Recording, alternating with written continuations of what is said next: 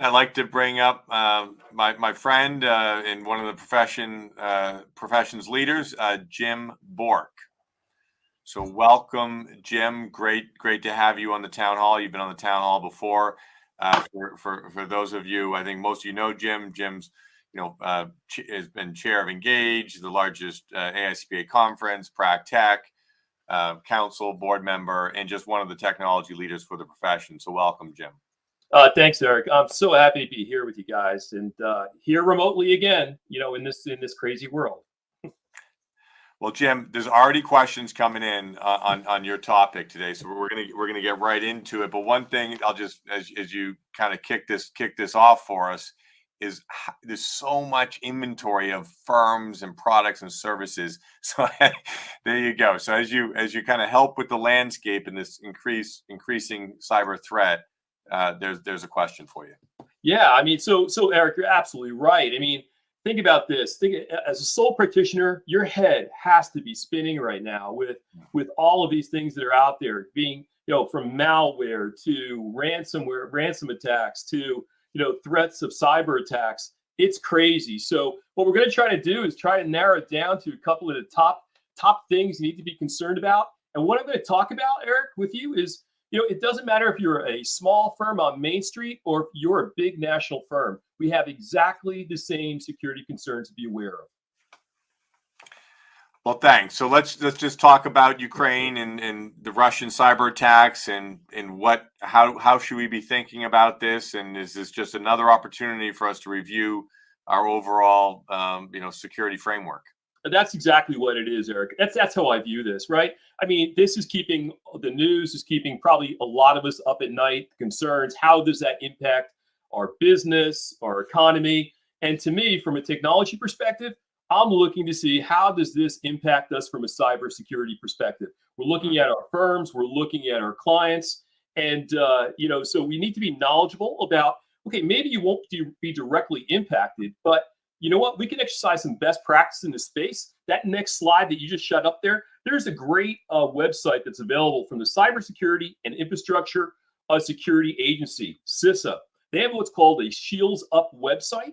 Now, CISA is basically the quarterback for the federal security team, right? They partner with the Office of Management and Budget, responsible for all federal security. So this is, look, if I'm a CPA practicing today, if I'm in private, if I'm in public, if I'm in education, I want to go to this website because it's going to give me up-to-date information about what's happening, and quite frankly, all the information that we're getting about what's happening in the Ukraine right now. Some of that is coming out as it relates to cybersecurity. That is posted real time on this site. So it's a good go-to site to educate the CPA about what's happening. And you know what? As we in our profession migrate more towards being that trusted advisor, going towards advisory services, having this knowledge and sharing this knowledge with your clients is priceless stuff. So Jim, you use this, how often do you go to this site? If you're a small firm, how often you just check in? Look, I would check in on a daily basis. If you're like me, you're going to obsess over it. I have it literally, I'm looking at it right here on my other screen. So I got 4 screens going on.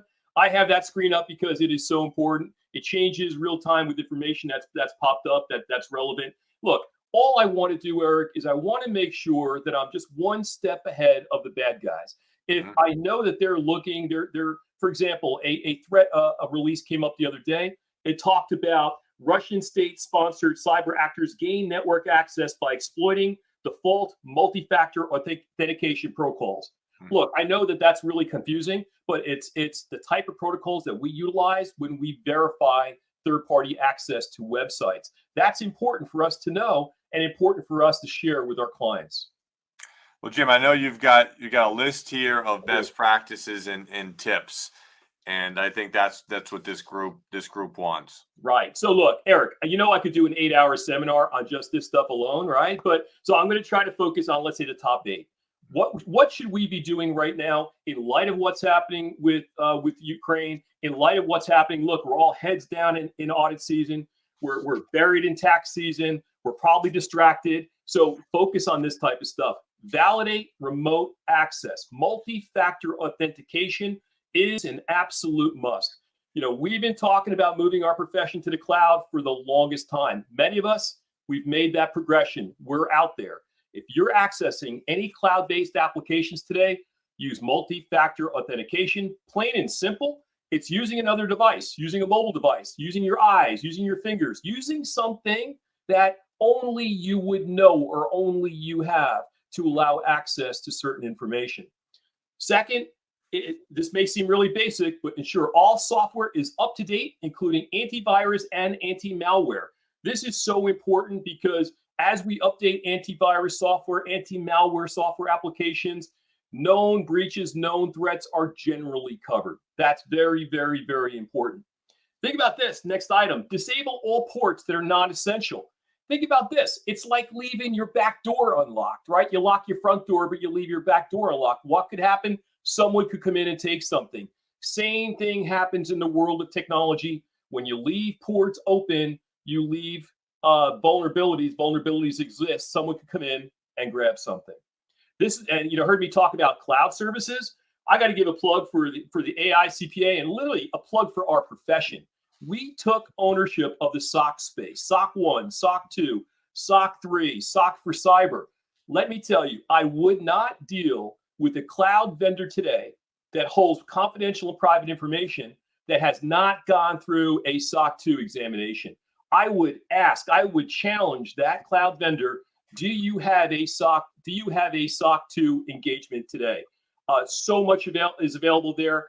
You can all get great education about what SOC 2 is, what SOC for cyber is at AICPA.org. We'll share that link with you in a few minutes. Go ahead, Eric. Hey, yeah, Jim. Lot of great information. A couple questions coming in. Just first off, on the SOC 1, SOC 2 reports, I received a data point the other day that there potentially could be up to 3 million.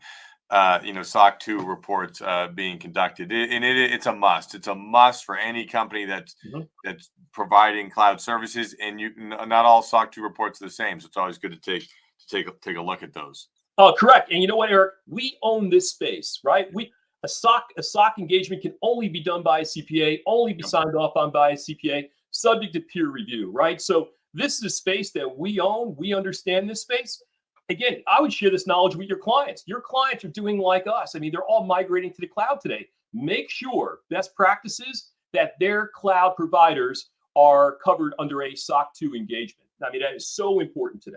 All right, so Jim, and you and I talked about this before today's show, and you said these lists of items here a small firm could do quickly, and there's a couple of questions here. One is on, I'm going to give you two. One is on how do you identify and disable non-essential ports? And secondly, is it dangerous to leave your computers on for 24/7 for remote access? Is that okay just to leave so those two questions for you.